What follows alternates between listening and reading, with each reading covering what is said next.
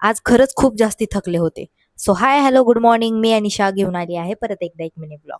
माहितीये का, बाहेर गॅसची तंगी चालू असल्यामुळे ना लोकांनी चक्क त्यांच्या खानावळी बंद केल्या आहेत. म्हणजे मेसचे डबे पोहोचवून चक्क बंद केलेला आहे.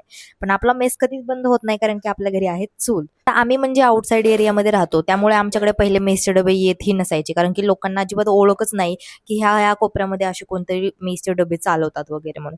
म्हणून आधी जी सुरुवात केली होती ती आमच्या मोठ्या जाऊबाईंनी केली होती. त्यांनी फक्त एक डब्यावरून सुरुवात केली होती आणि आता या त्या एक डब्यावरून त्यांचे आणि माझे मिळून इतके सारे डब्बे झालेत.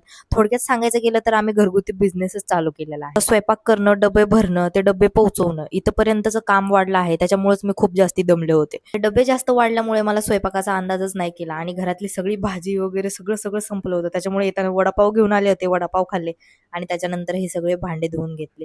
आज त्रिशानी मला मदत केली काम करण्यासाठी, कारण की त्रिशाचे पप्पा घरी नाहीयेत, ते त्यांच्या कामासाठी नगरला गेले आहेत आणि माझ्या मदतीला कोणीच नाही.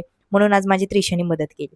त्याच्यानंतर मग इकडे भाजीवाल्या काकूंनी आम्हाला आईस्क्रीम घेऊन दिली. तीच आईस्क्रीम खाल्ली आणि आमच्या मांजराची तब्येत खूप जास्ती बिघडली आहे, कारण की आमच्या मांजराला काहीतरी चावलं आहे. बघूया, आता सध्या तर घरी कोणीच नाहीये याला दवाखान्यात घेऊन जाण्यासाठी. जर कोणी आलं तर नक्कीच याला दवाखान्यात घेऊन जाईल.